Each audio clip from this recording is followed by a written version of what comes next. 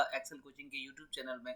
दोस्तों 3 अगस्त के पेपर की लास्ट वीडियो आपके सामने आ रही है और ये ध्यान से देख के जाना। पूरे 50 क्वेश्चन है, 50 में से मैं गारंटी दे रहा हूँ 25 क्वेश्चन तो आने ही आने हैं।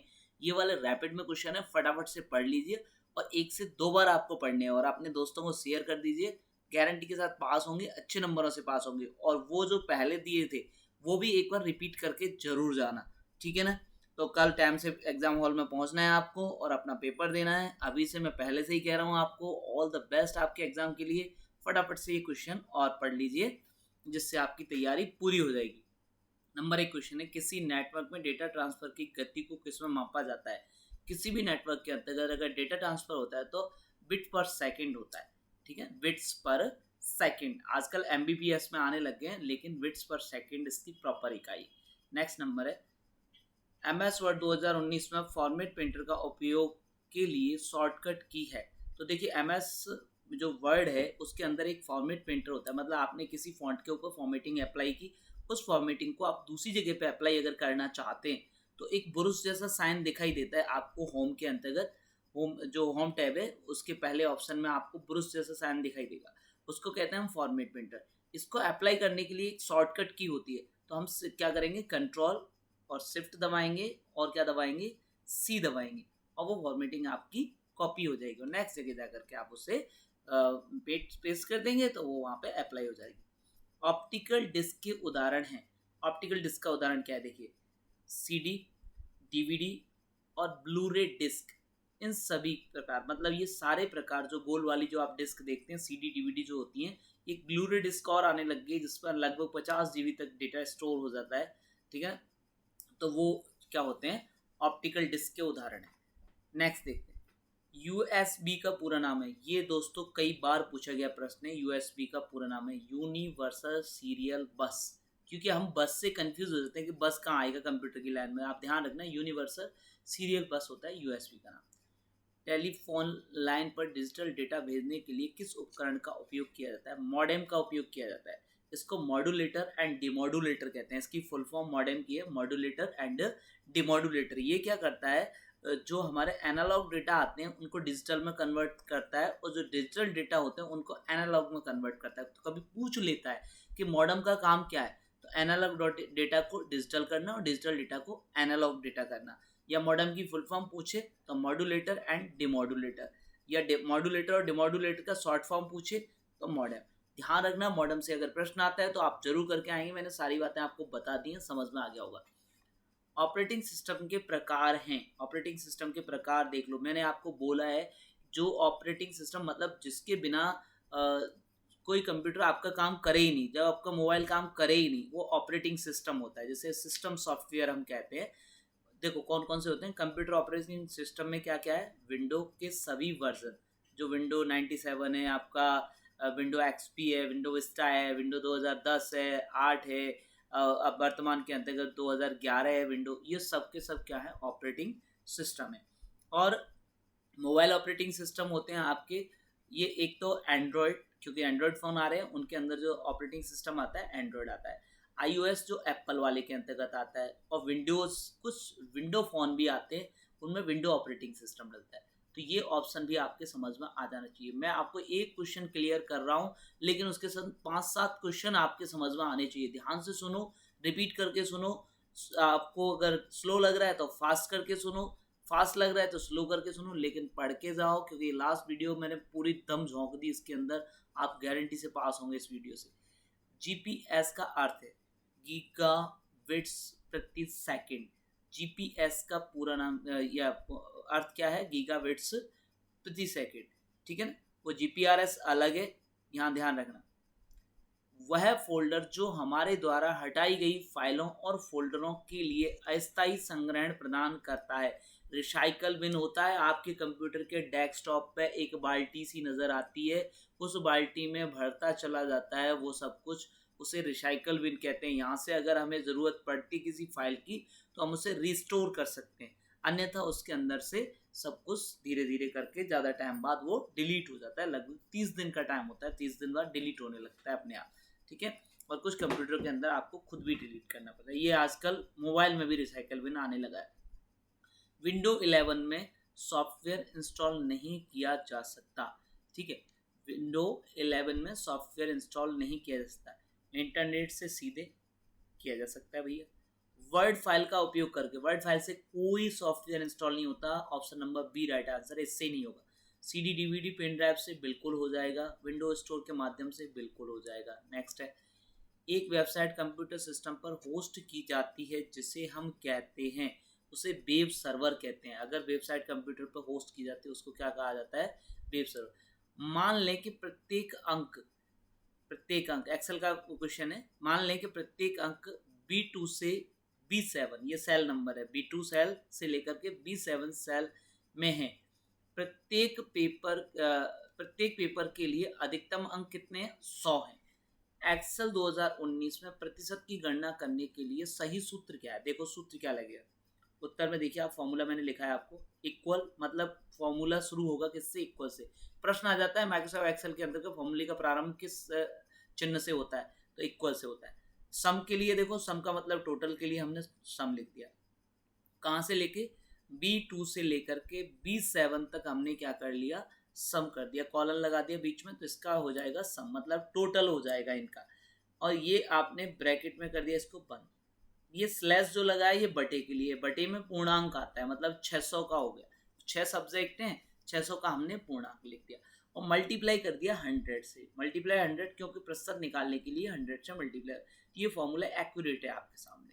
नेक्स्ट देखिए 12 नंबर, MS वर्ड 2019 में सबसे नीचे की क्षैतिज पट्टी है जिसमें पृष्ठ संख्या, शब्द गणना आदि जैसी कई विकल्प दिखाई देते हैं। इस पे आपको देखो जूम इन जूम आउट भी दिखाई देगा, इस पे आपको ये भी दिखाई देगा कि आपकी फाइल किस लेआउट में शो हो रही है इस समय पे, वेब लेआउट में, प्रिंट लेआउट में, है ना, ड्राफ्ट में, कौन से में शो हो रही है, ये सारी चीज़ें आपको दिखाई देंगी। जो हमारे टास्क बार के ऊपर होता है और पूरी फाइल के नीचे शो होता है उसको हम कहते हैं स्टेटस बार, जो फाइल का स्टेटस दिखाता है। नेक्स्ट है, आप MS वर्ड पावर पॉइंट 2019 में किस टैब की सहायता से चित्र, चार्ट, टेक्स्ट बॉक्स इत्यादि इंसर्ट कर सकते हैं? तो ये दोस्तों इंसर्ट टैब की सहायता से होता है, कुछ भी इंसर्ट करना पड़े वर्ड में, एक्सेल में, पावर पॉइंट में, सब में इंसर्ट टैब ही काम आता है, ध्यान रखना।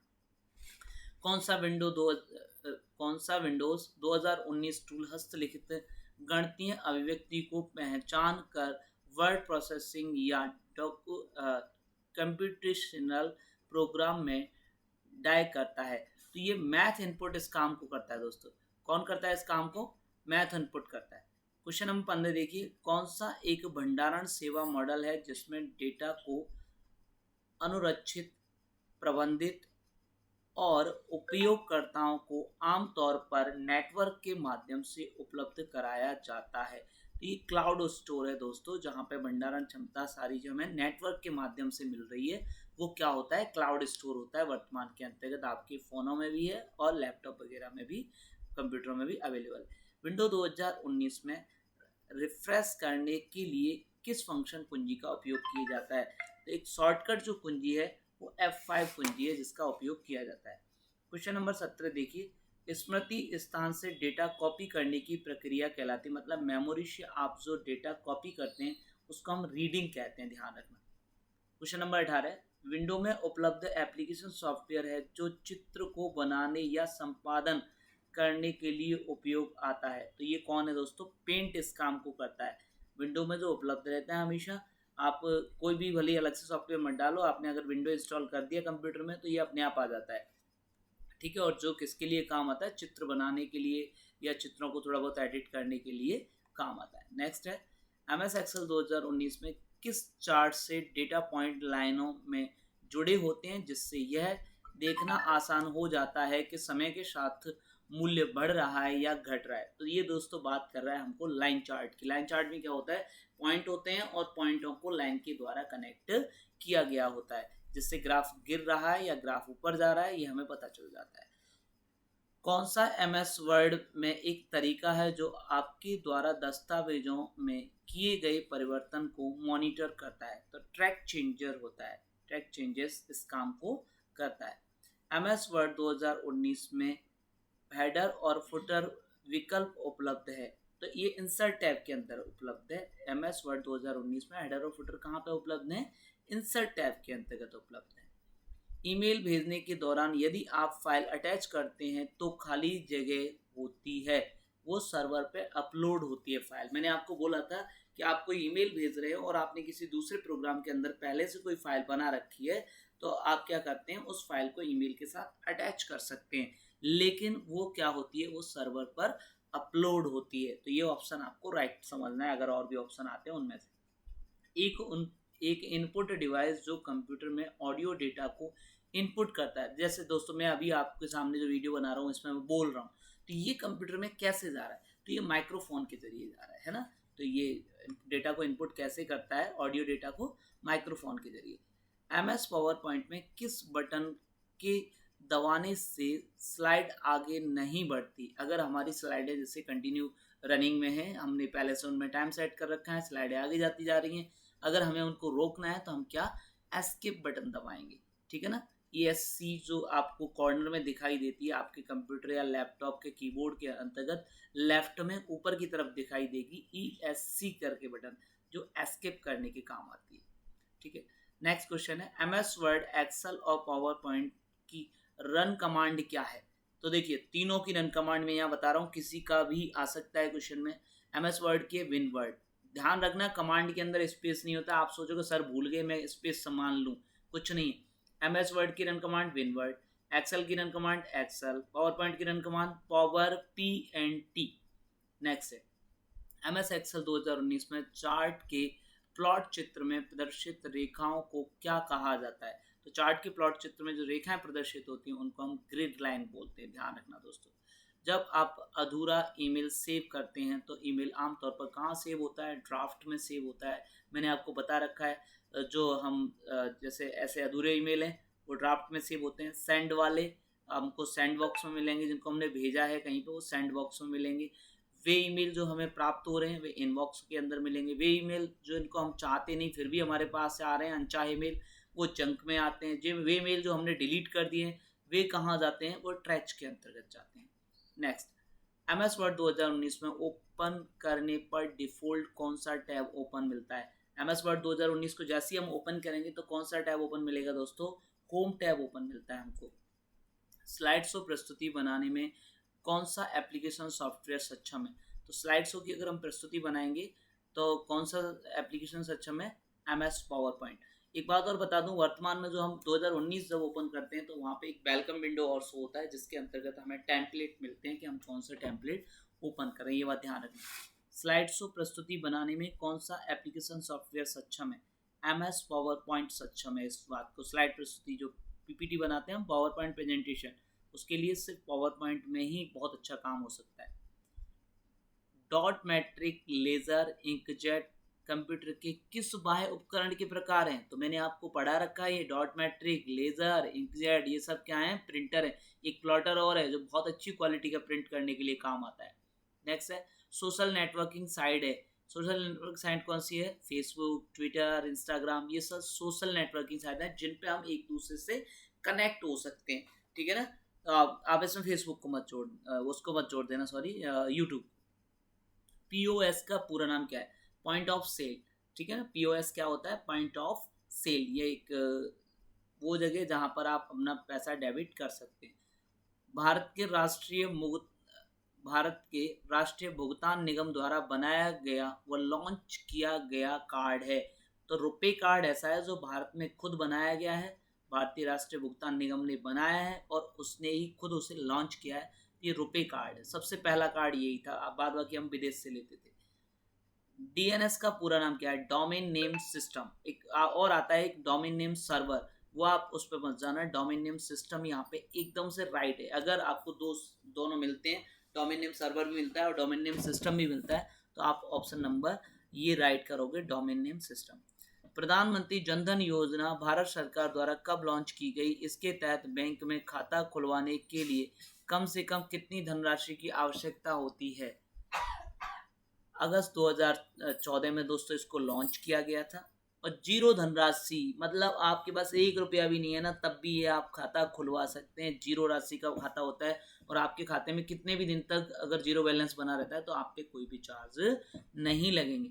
ऑनलाइन बैंकिंग को जाना जाता है, मैंने इसके ऑप्शन भी दिए हैं आपको, इंटरनेट बैंकिंग, नेट बैंकिंग, ई बैंकिंग, वर्चुअल बैंकिंग, उपरोक्त सभी। तो ये सारे के सारे सही हैं। ऑनलाइन बैंकिंग को किसके लिए जाना जाता है? इंटरनेट बैंकिंग में भी जाना जाता है, नेट बैंकिंग में भी जाना जाता है, ई बैंकिंग, वर्चुअल बैंकिंग में भी जाना जाता है। मतलब उपरोक्त सभी आपका राइट आंसर है। दो या दो से अधिक कंप्यूटरों के बीच सूचना प्रसारित कराने के नियमों को परिभाषित करता है। तो कौन परिभाषित करता है दोस्तों? इसको प्रोटोकॉल परिभाषित करता है। इनमें से कौन सा सर्च इंजन है? तो देखिए, गूगल सर्च इंजन है, याहू सर्च इंजन है, बिंग सर्च इंजन है। ये सारे के सारे क्या है? सर्च इंजन है। आप याद रख लेना, क्योंकि वहां अगर कुछ और आ जाए आपको पता रहना चाहिए। गूगल, याहू, बिंग तीनों क्या है? सर्च इंजन है। HTML का पूरा नाम क्या है? HTML का पूरा नाम क्या है? Hyper text markup language. HTML एक लैंग्वेज है, ध्यान रखना, hyper text markup language. Next, malware का वह प्रकार जो कंप्यूटर में जासूसी करता है तथा जानकारी को संबंधित व्यक्ति के पास पहुंचा देता है। मैंने आपको बता रखा है, मेलवेयर एक ऐसी परेशानी है जो आपके कंप्यूटर के अंदर आ जाएगा और जिस व्यक्ति ने भेजा है उसको आपके कंप्यूटर की जानकारी देता रहेगा, कंप्यूटर को एकदम खराब नहीं करेगा, मतलब आपकी जानकारियां शेयर करता रहेगा। तो वो मेलवेयर का कौन सा प्रकार है? स्पाईवेयर इस काम को करता है। पावर पॉइंट में स्लाइड चेंज होने पर जो प्रभाव प्रदर्शित होता है उसे क्या कहते हैं?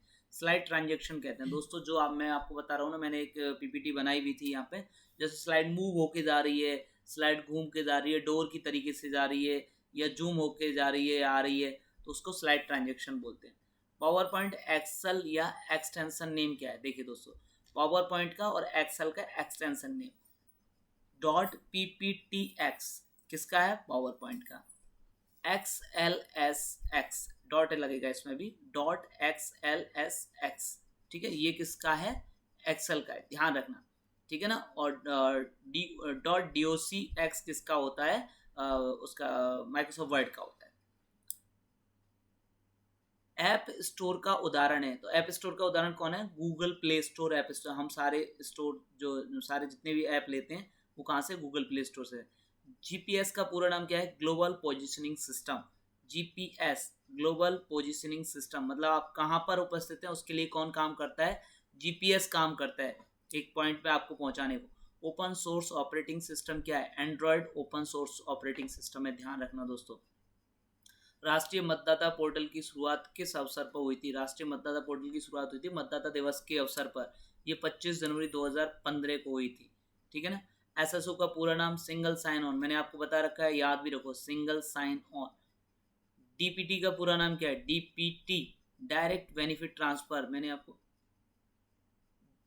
डीपीटी का मैंने बताया आपको, डायरेक्ट बेनिफिट ट्रांसफर। क्यों दोस्तों? क्योंकि गवर्नमेंट ने एक ऐसी सुविधा बनाई जिससे क्या होता है, गरीब लोगों को जो भी लाभ देना होता है वो डायरेक्ट बेनिफिट ट्रांसफर कर दिया। जैसे लॉकडाउन में 500 रुपये आए थे 2-3 बार, वो डायरेक्ट भेज दिए गए। अगर पटवारी और उनसे बांटते तो कितनी परेशानी आती और उन तक पूरा पहुंचता भी नहीं।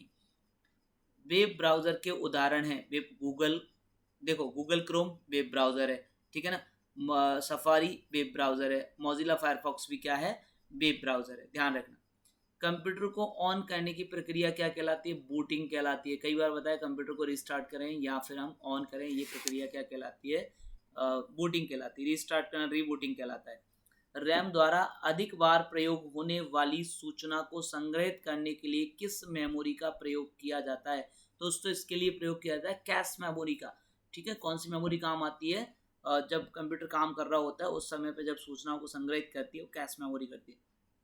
नेक्स्ट है, कौन सा प्रिंटर अच्छी गुणवत्ता वाली वेक्टर ग्राफिक को छापने का काम करता है? प्लॉटर करता है। मैंने आपको बताया, जो बड़ी बड़ी मतलब जो कॉलोनियाँ बनती हैं उनके जो बड़े बड़े मैप होते हैं इंजीनियर के द्वारा जो प्रिंट करवाए जाते हैं वो प्लॉटर के द्वारा होते हैं, ठीक है। तो ये आउटपुट डिवाइस। तो दोस्तों धन्यवाद आपका, आपके लिए ऑल द बेस्ट। कल एग्जाम में टाइम पे पहुंचिए और बड़े मन से पेपर दे के आना और आप गारंटी से सफल होंगे। और कमेंट करके फिर मुझे बताना यहाँ पे कि आप कितने क्वेश्चन फंसे और कितने क्वेश्चन मिले। आंसर शीट भी देंगे कल आपको। जब तक के लिए जय हिंद, जय भारत।